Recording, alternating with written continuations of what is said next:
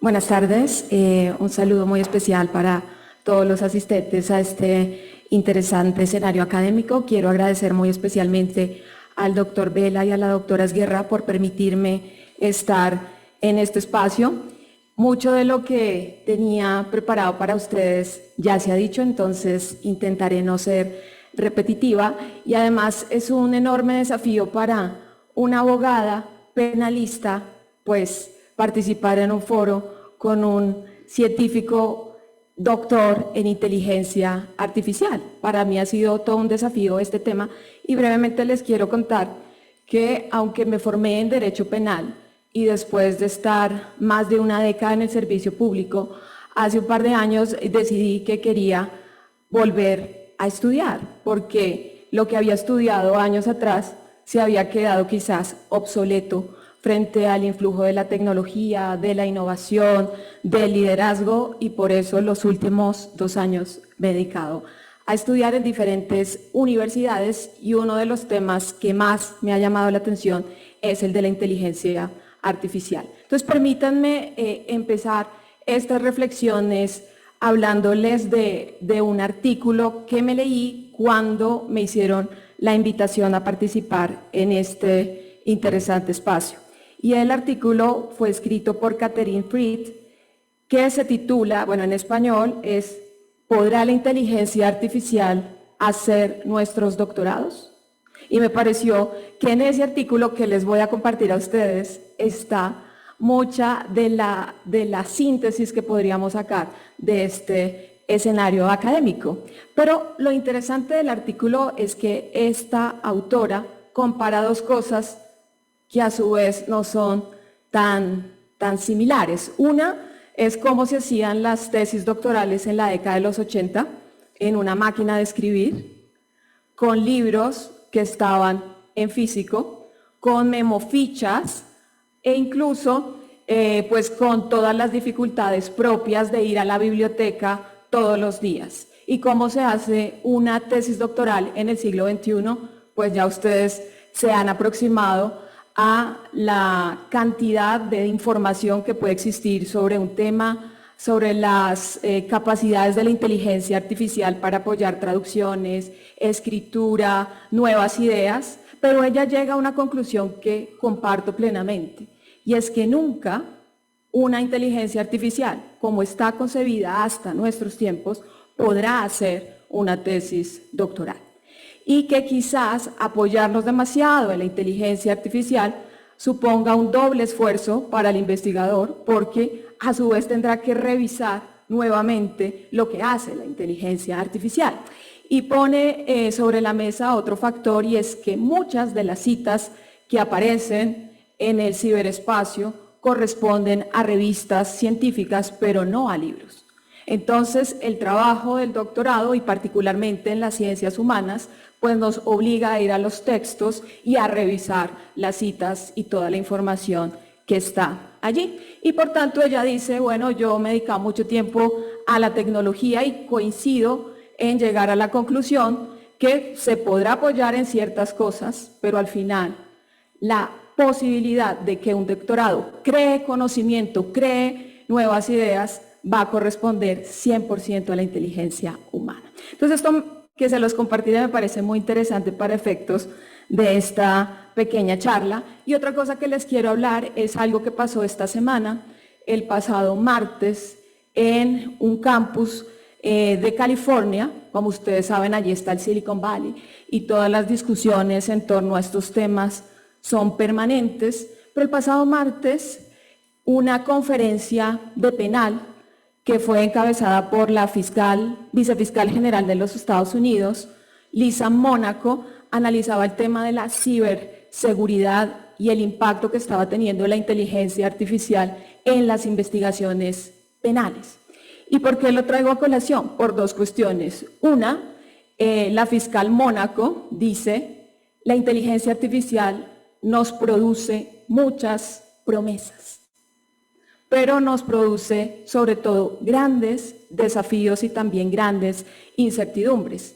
Y pone como ejemplo la manera como el Departamento de Justicia de los Estados Unidos está utilizando la inteligencia artificial, el FBI, para realizar la investigación del asalto al Capitolio de los Estados Unidos el 6 de enero de hace un par de años y cómo a través de esa inteligencia artificial han logrado llegar a más o menos 1.000 presuntos responsables de los hechos.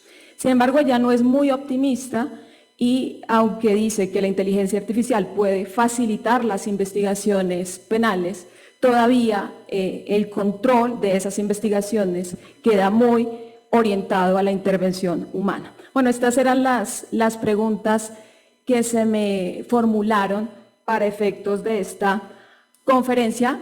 Las responderé brevemente, pero hay un dato que no podemos pasar por alto, y es en términos de la interacción de la inteligencia artificial entre docentes y estudiantes, la brecha es representativa, porque la mitad o más de la mitad de los estudiantes universitarios están utilizando la inteligencia artificial para su conocimiento, su entrenamiento, su desarrollo cognitivo, pero menos de una cuarta parte, es decir, el 22% de los profesores la utiliza. Por ello, muchas veces para un profesor es más un desafío utilizar la inteligencia artificial que para un estudiante. Y este fue un estudio que se hizo patrocinado por Turnitin, que incluyó 1.600 estudiantes, 1.000 profesores, más de 600 instituciones, llegando a esa conclusión que la brecha todavía es significativa en el uso que tiene la inteligencia artificial por parte de los docentes. De otro lado, el uso exponencial de la inteligencia artificial también tiene implicaciones económicas porque está cambiando el mercado laboral. Según la OCDE, en el 2025 pueden desaparecer 300 millones de trabajos por el impacto que está teniendo la inteligencia artificial, desde traductores, administradores e incluso abogados, son profesiones que están en cierto riesgo, bien de desaparecer, bien de disminuir como consecuencia del desarrollo de esta inteligencia artificial. Y por ello, algunas de las áreas más atractivas en nuestros tiempos, sea, como lo mencionaba el doctor Cantú, son los doctorados en aprendizaje automático, porque serán los trabajos mejor remunerados del futuro.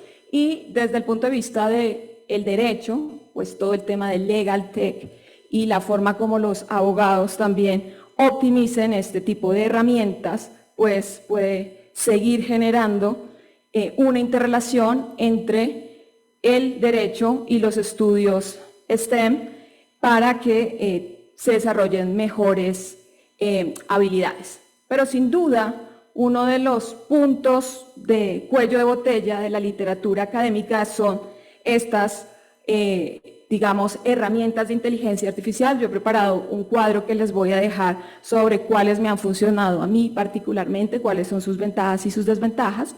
Pero vamos a ver, por ejemplo, alguien que se dedique a las ciencias naturales puede encontrar sobre un tema, pensemos la proteína P53, 70.000 artículos sobre ese tema.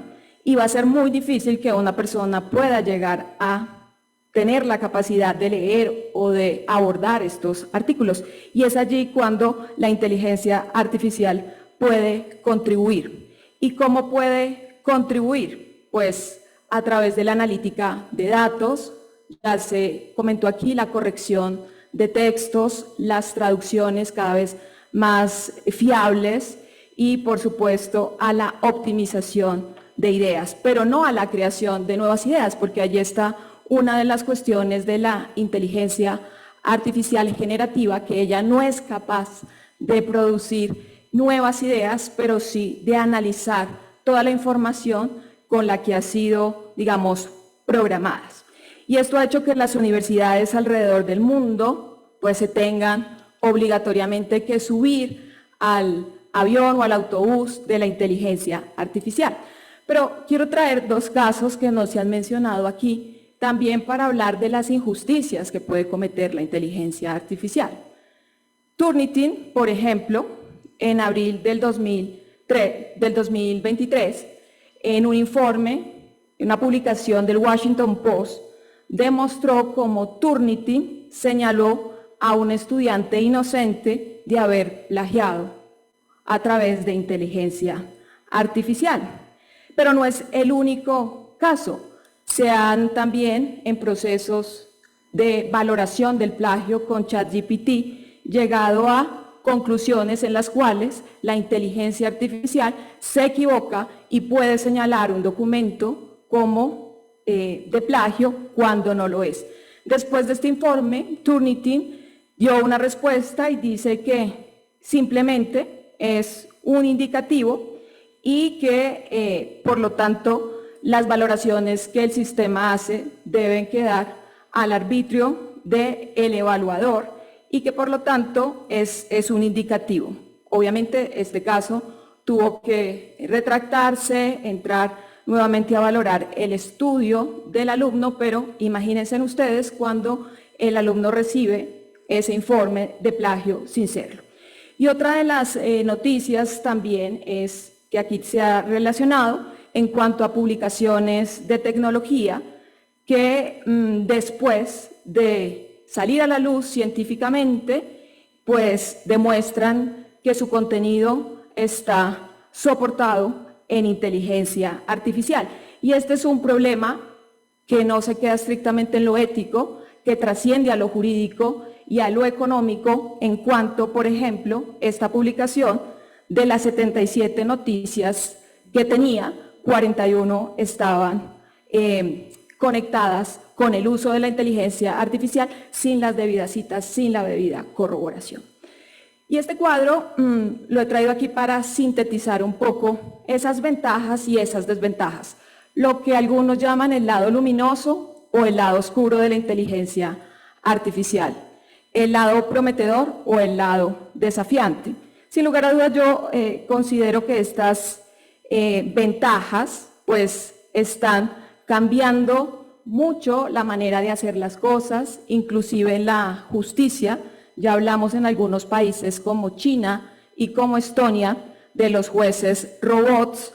Estamos abordando temas de justicia predictiva y si alguno de ustedes vio la película Minority Report en el año 2002, se acordarán cómo Steven Spielberg, un poco inspirado en una obra de Dick de 1956, se imaginó cómo iba a ser la investigación de los delitos en el año 2056.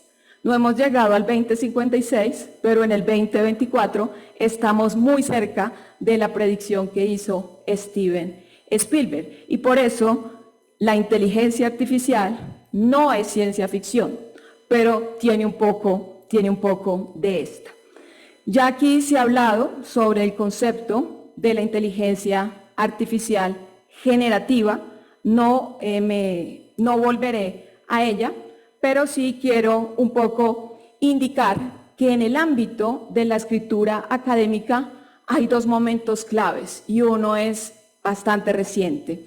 A partir del 2018, con la aparición del ChatGPT, la sensación a nivel mundial ha sido evidente y a partir de este lanzamiento pues hemos visto muchas más aplicaciones que vienen a facilitar la labor de los investigadores, de los escritores, muchos orientados en el aprendizaje automático, por ejemplo.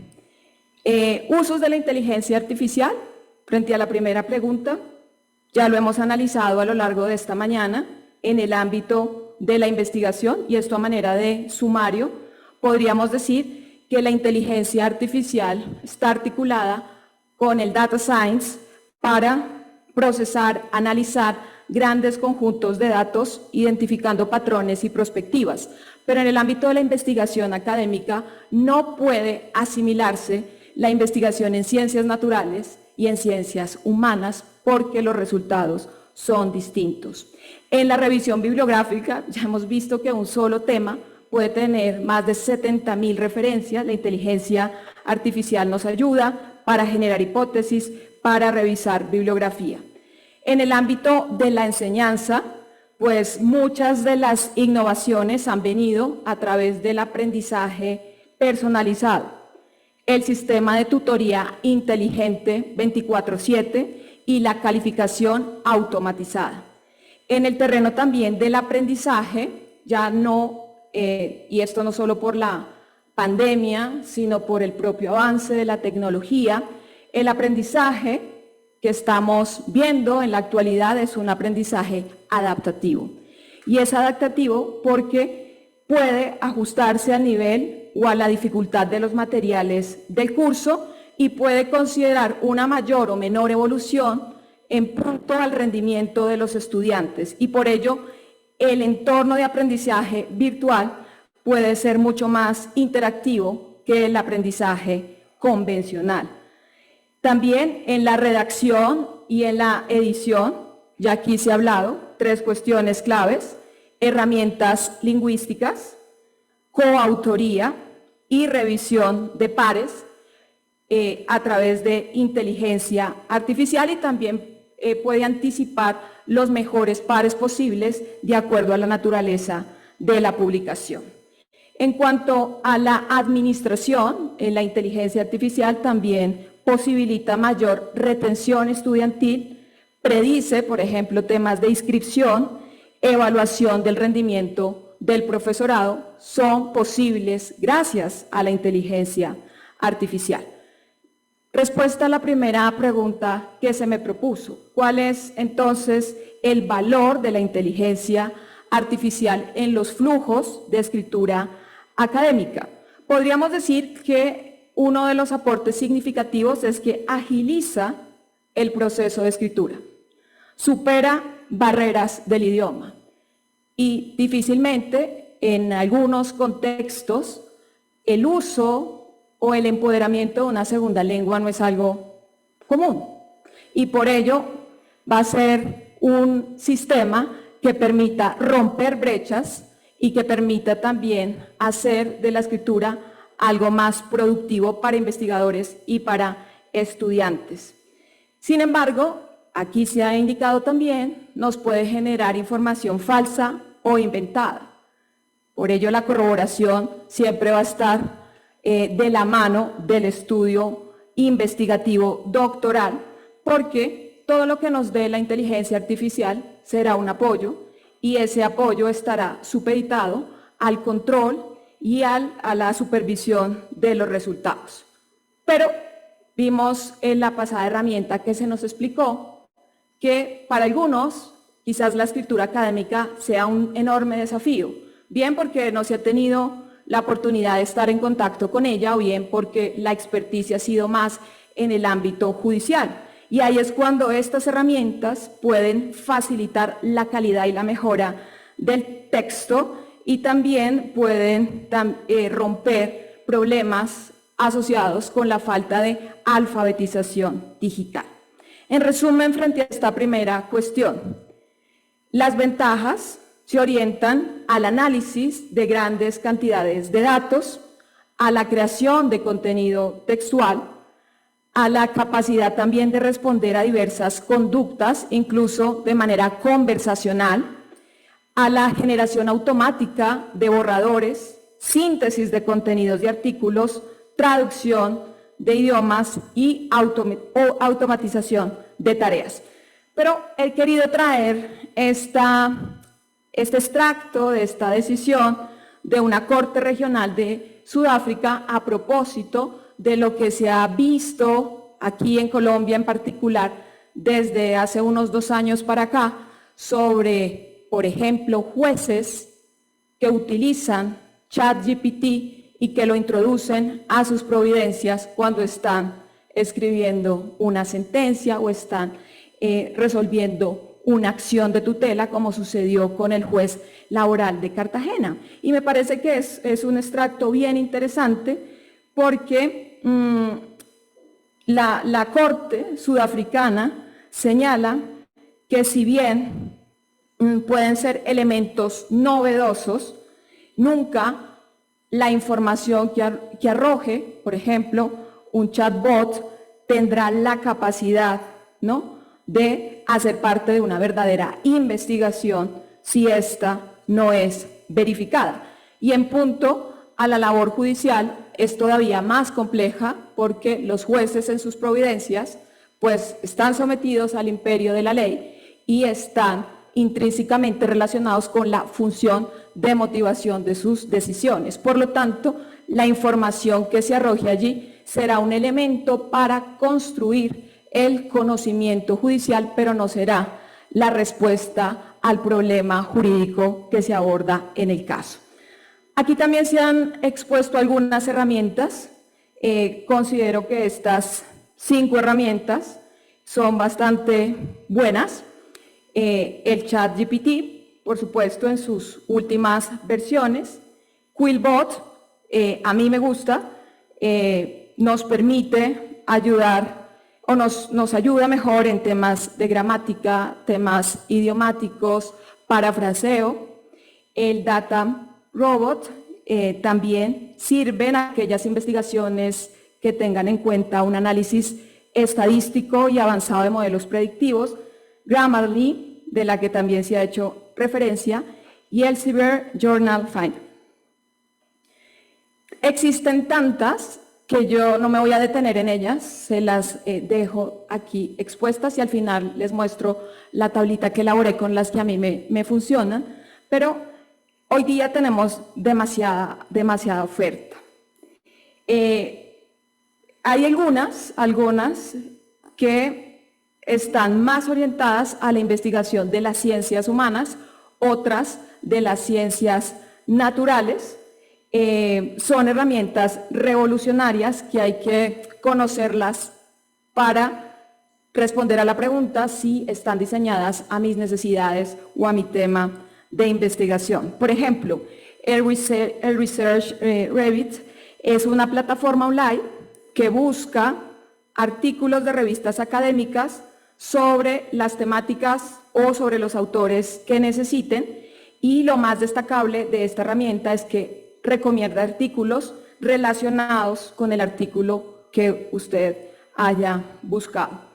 Hay otras como Elixit, que es un asistente de investigación virtual que con una sola palabra es capaz de buscar documentos y datos de investigación en más de 170 millones de artículos existentes. Esta herramienta, por ejemplo, puede ser gratuita, pero ella trabaja con aprendizaje automático, es un asistente de investigación, resume artículos y genera ideas. Otra que es muy recomendada para los investigadores es Consensus, que es un buscador que permite buscar información de artículos, proporciona resúmenes de estos artículos y hace filtros. Es importante mencionar que esta es una herramienta relativamente novedosa que está perfeccionando sus funciones, pero que quienes la hemos abordado, pues muestra buenos resultados. Lead Maps es un software también de revisión literaria que descubre artículos, hace resúmenes, enlaza investigadores que estén trabajando sobre temas similares, visualiza resultados de esos artículos y supervisa búsquedas en segundo plano para detectar artículos nuevos que se estén publicando. Seed es una herramienta también útil. Watson, Google Cloud Natural Language, RapidMinder, por ejemplo, son herramientas estas que he clasificado, tienen más impacto en investigaciones de las ciencias naturales, pueden aportar a las ciencias humanas, pero facilitan los procesos investigativos. No me voy a detener en ellas, quedarán en la presentación para que ustedes las puedan consultar. Como se dan cuenta, son muchas, por ello pienso que hay que dedicarle el tiempo para explorarlas y quedarnos con la que más se ajuste a nuestras necesidades. Problemáticas de estas herramientas de inteligencia artificial. ¿Y cuál es la principal problemática tratándose de una investigación doctoral? Es que no crea nuevas ideas. Y una tesis doctoral está para crear conocimiento. Segundo, la falta de exactitud, pertinencia y lógica. Aunque parezca mentiras, algunos investigadores se pueden confiar tanto que no corroboran, y ese déficit de cuidado puede significar una afectación reputacional irreversible. Tiene dificultades si carece de datos relacionados con un tema y trata de acoplarlos a partir de diversas fuentes. También los sesgos algorítmicos, los sesgos de la información cuando los datos no son puros o no son transparentes, o cuando se han falseado datos, y el plagio. Ustedes saben que hay una gran discusión sobre el tema de los datos en la democracia, y para ello simplemente sirva anunciar casos como el de Cambridge Analytica, el Brexit en el Reino Unido, donde se ha entrelazado la posible vulneración a la democracia, la transparencia en la información, con los sesgos algorítmicos o con el comportamiento antiético en el suministro, en la venta, en la transformación de datos. En el terreno jurídico, creo que esta herramienta pues, nos aporta, pero no nos va a hacer la tesis ni nos va a solucionar todas las hipótesis de investigación. Porque aquí hay el derecho, y ustedes saben, el derecho común o el derecho continental, pues tienen terminologías distintas, son terminologías complejas.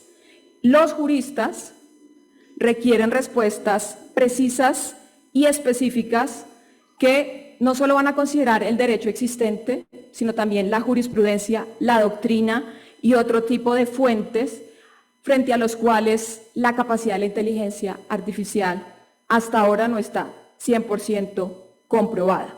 Y de allí que el derecho, al ser dinámico, al ser cambiante, también tiene temas de regulación, jurisprudencia, que a veces la inteligencia artificial pues tarda en incorporar, y por tanto la relación no sea tan similar en todos los casos.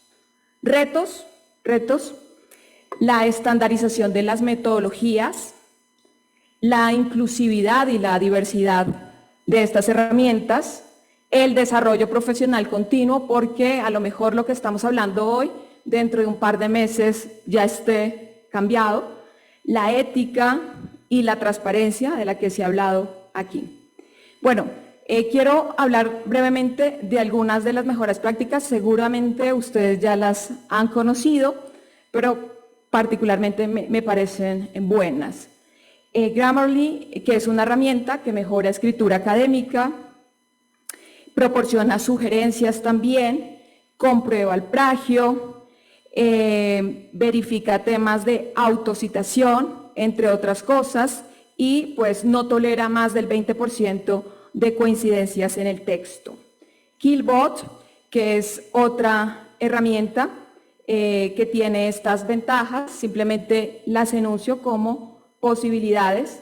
WriteSonic, que es otra herramienta también disponible y tiene funciones de escritura de artículos y blog, de herramientas para parafrasear, extensor de textos, resumidor de artículos, entre otros. La tercera pregunta que se me postulaba: ¿cuáles son entonces las preocupaciones relacionadas con las herramientas y sus aplicaciones responsables? Aparte de todo lo que ya se ha dicho, como el plagio, la pereza intelectual, la investigación jurídica y académica con bastante frecuencia involucra cuestiones deontológicas. Y la deontología profesional es algo sumamente relevante a través de la historia de la humanidad. Por ello, siempre hay que considerar que nunca estas herramientas van a reemplazar al hombre, y que si bien pueden facilitar procesos creativos o procesos de construcción de textos, es muy importante los límites éticos, la transparencia y por supuesto la verificación. Les recomiendo un documento que se consigue en internet que fue publicado este año por UNESCO, PNUD, Naciones Unidas, en la oficina del Alto Comisionado para los Derechos Humanos, se han referido en varios momentos a la cuestión de la ética y de la inteligencia artificial. Pero hay un documento de UNESCO que se titula La inteligencia artificial y la educación, y en ese documento pues explora más allá de los riesgos, las repercusiones, y llega a una reflexión final donde dice: tendremos que irnos ajustando a marcos regulatorios que puedan dar también criterios de orientación. Para ir cerrando, quiero dejar una reflexión que en su momento hizo Stephen Hawking, que se refirió a la inteligencia artificial como uno de los peores inventos de la historia de la humanidad, que tenía la capacidad posible de deletrear a la humanidad, y para ello pues tomó la obra de 1984 de Orwell sobre Un mundo feliz de Huxley. Lo recomiendo porque no lo creo tan así, y la cuestión pues clave creo que se resume en estos 4 puntos.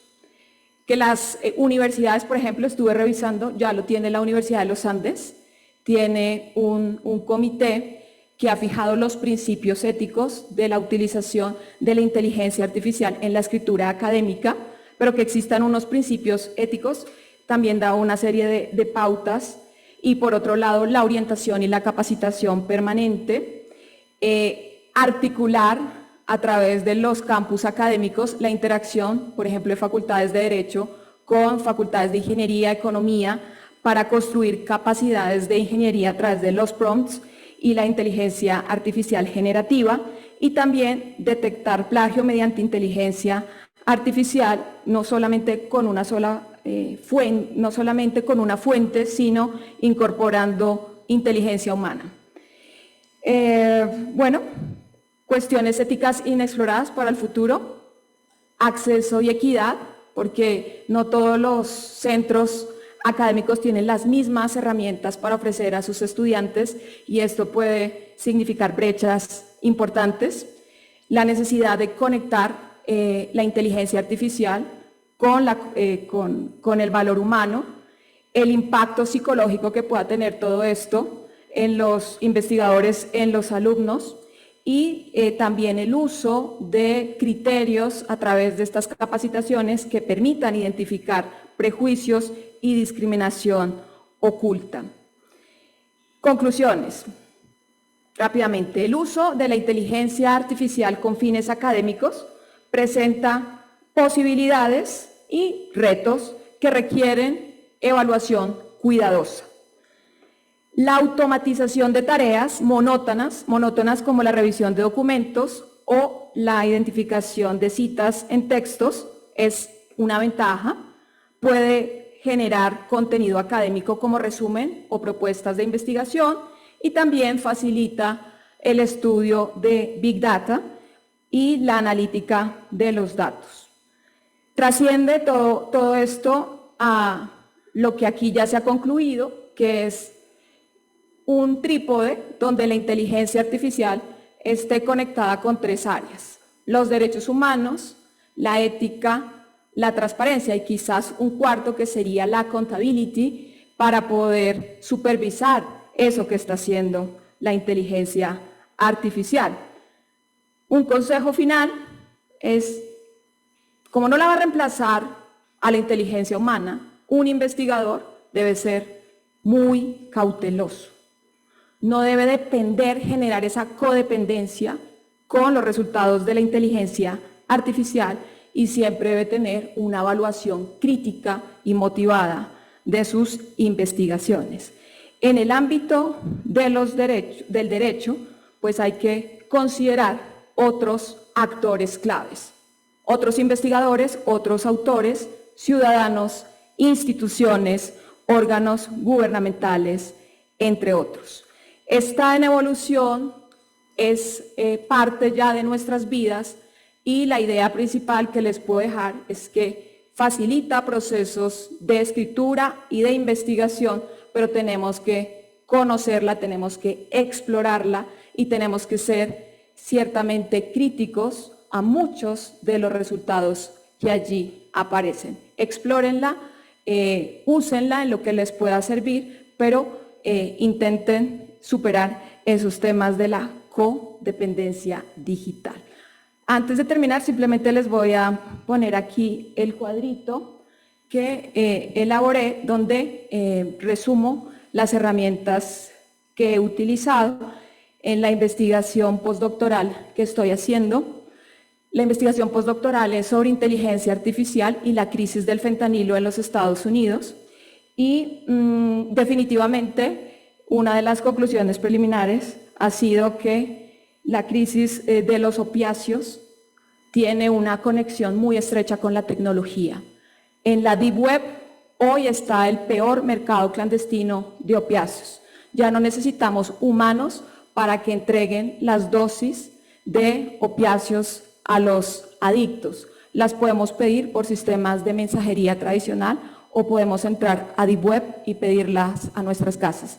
Y allí que se escuchen y se vean noticias de personas que aparecen muertas por sobredosis y que no salieron de sus casas para encontrar la muerte. Entonces aquí les dejo estas herramientas que utilizo con sus ventajas, con sus desventajas. Simplemente es orientativo. No he tenido la posibilidad de usar Trinca, seguramente después de hoy lo voy a hacer porque me ha parecido también muy interesante, pero pues aquí hay algunas recomendaciones que les pueden servir. Muchas gracias por su atención y que estén muy bien.